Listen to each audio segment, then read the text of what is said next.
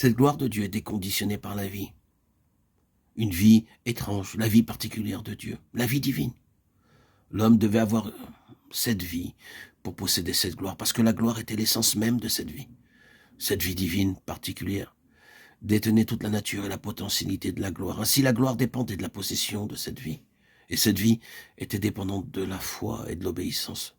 Du fait que l'homme croirait que Dieu disait vrai, était fidèle, que Dieu savait ce qu'il disait, qu'il était digne de confiance et qu'ainsi en croyant, il agirait en conséquence, c'est-à-dire qu'il serait obéissant à Dieu. La vie était contingente ou dépendante de cela. Mais nous savons que cet homme n'a pas cru Dieu, n'a pas eu confiance en Dieu, n'a pas eu cette foi. Il n'a pas cru et a agi conformément à cela. Il a désobéi. Le résultat fut qu'il introduisit dans sa propre nature et dans toute sa semence premièrement la corruption et ensuite la mort. Un état de corruption est entré dans son être moral. Et cette corruption menait à la mort. Ainsi, pour cet homme, la perspective de la gloire n'a pas abouti.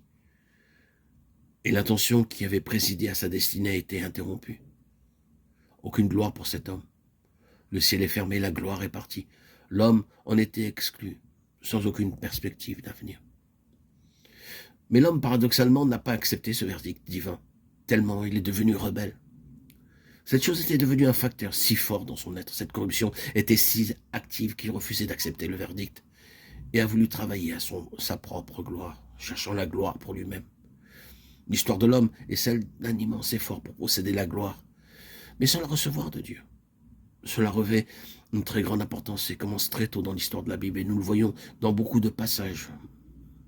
Mais la gloire de l'homme, comme nous l'avons dit auparavant, finit toujours par la corruption. Malgré toute cette gloire qu'il attire à lui-même, malgré ce qu'il réalise et qui est appelé la gloire de l'homme, tout termine par la corruption. Nous qui sommes à la fin de l'histoire de ce monde, et c'est dit sans aucune exagération, ce n'est pas une fausse déclaration, c'est la fin de l'histoire de ce monde actuel, tel qu'il est maintenant. Nous voyons comment la gloire de l'homme le conduit à sa propre défaite. La corruption est plus universelle, la menace de la mise à l'écart de la race humaine. C'est cela la gloire de l'homme.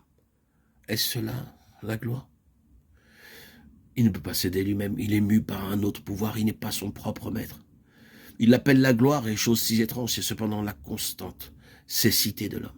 Il prépare une nouvelle guerre et l'appelle une guerre pour terminer la guerre. Et il se retrouve avec une guerre plus terrible encore et pense et croit que c'est sûrement la fin de la guerre. Et plus il va et plus la situation empire. Et maintenant, c'est vrai que nous possédons la capacité de la désintégration de l'humanité et la possibilité de mettre un terme à la race humaine. Nous comprenons aujourd'hui, et cela peut plus que jamais, que pourraient se réaliser dans l'histoire de ce monde ces paroles de notre Seigneur. Si ces jours n'avaient été raccourcis, aucune chair n'aurait été sauvée. Matthieu 24, 22. N'est-ce pas vrai? Il y a déjà eu un avant-goût amer dans certaines parties du monde de la facilité avec laquelle cela se fera et s'étendra. C'est notre condition actuelle.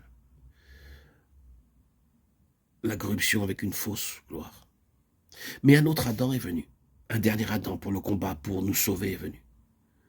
Il y a eu 3 déclarations faites en ce qui le concerne. Lui, la parole a été faite chair, c'est l'incarnation.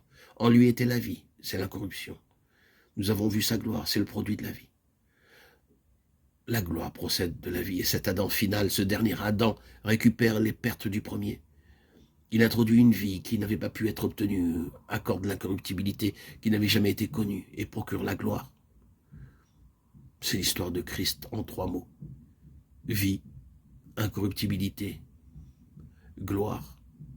Par ces 3 mots, il vient à nous et dit « Ayez foi en moi, croyez en moi, et la vie, cette vie est pour vous. » Avec aussi cette incorruptibilité, et plus encore, cette gloire.